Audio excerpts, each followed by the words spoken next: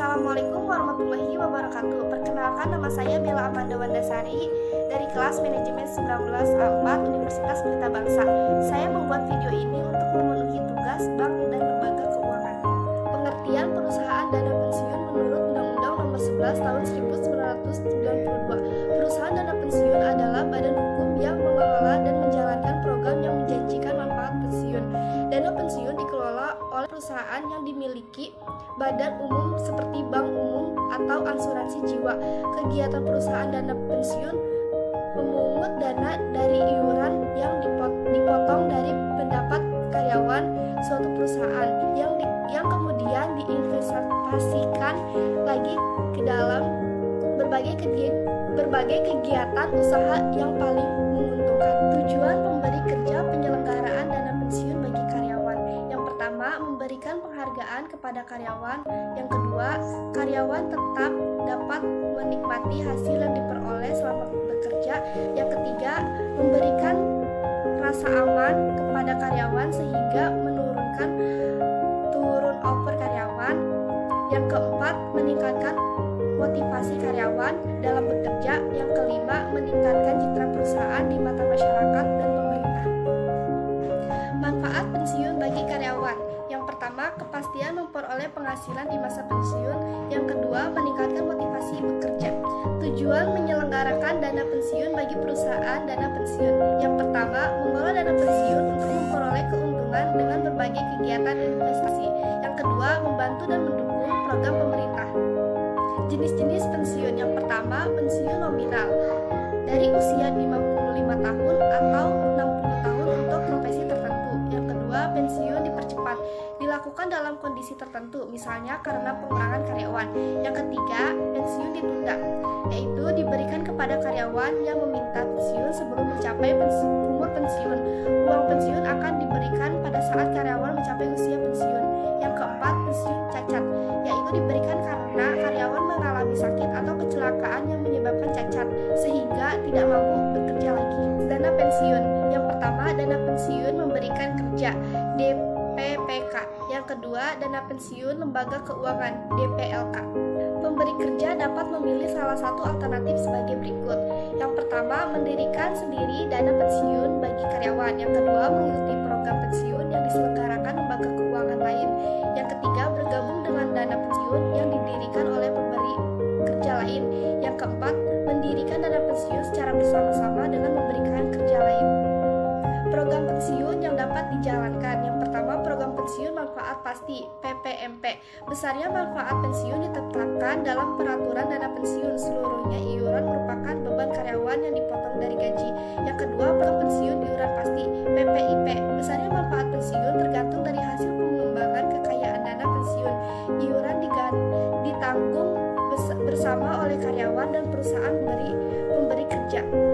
Program pensiun manfaat pasti, PPMP. Besar uang pensiun ditentukan berdasarkan rumus tertentu yang telah ditetapkan di awal.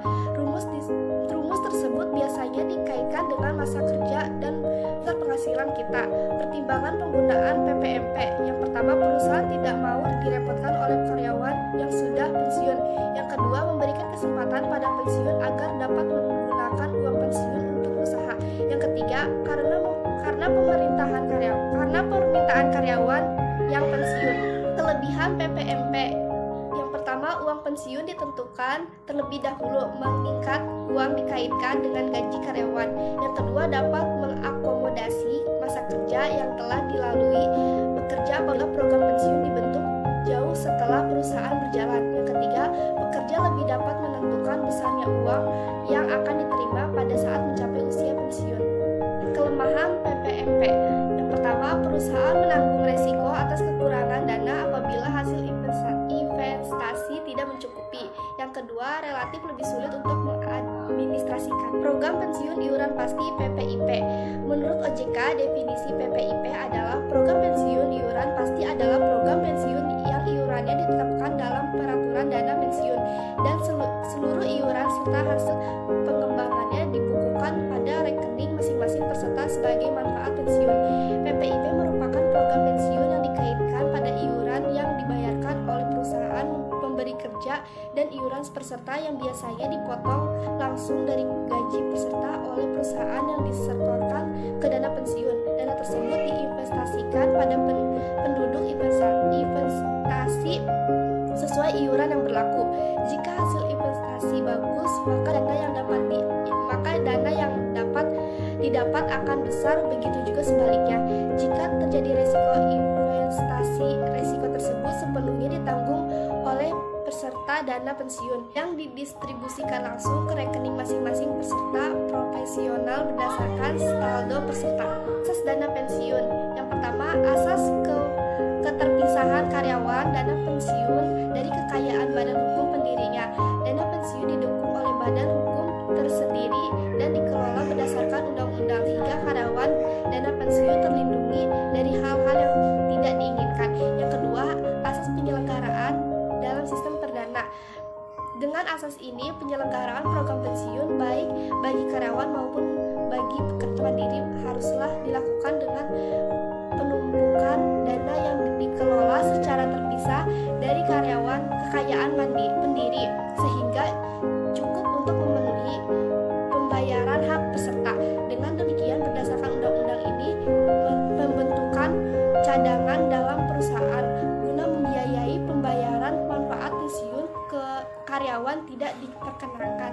Ketiga, asas pembinaan dan pengawasan. Sesuai dengan tujuannya, harus dihindarkan penggunaan kekayaan dana pensiun dari kepentingannya yang dapat mengakibatkan tidak tercapainya maksud utama dari penumpukan dana, yaitu untuk memenuhi pembayaran hak peserta. Dalam pelaksanaannya, pembinaan dan pengawasan meliputi antara lain sistem pendanaan dan pengawasan atas investasi kekayaan dana pensiun. Yang keempat, asas penundaan manfaat. Penghimpunan dana dalam penyelenggaraan program pensiun dimaksud untuk memenuhi pembayaran hak peserta yang telah pensiun agar kesinambungan penghasilannya terpelihara. 5. Asas kebebasan untuk membentuk atau tidak membentuknya dana pensiun. Berdasarkan asas ini, keputusan membentuk dana pensiun merupakan perkasa pemberi kerja untuk menjanjikan manfaat pensiun bagi karyawannya yang membawa konsekuensi pendanaan. Kurang lebihnya mohon maaf bila ada salah-salah kata. Sekian dari saya. Wassalamualaikum.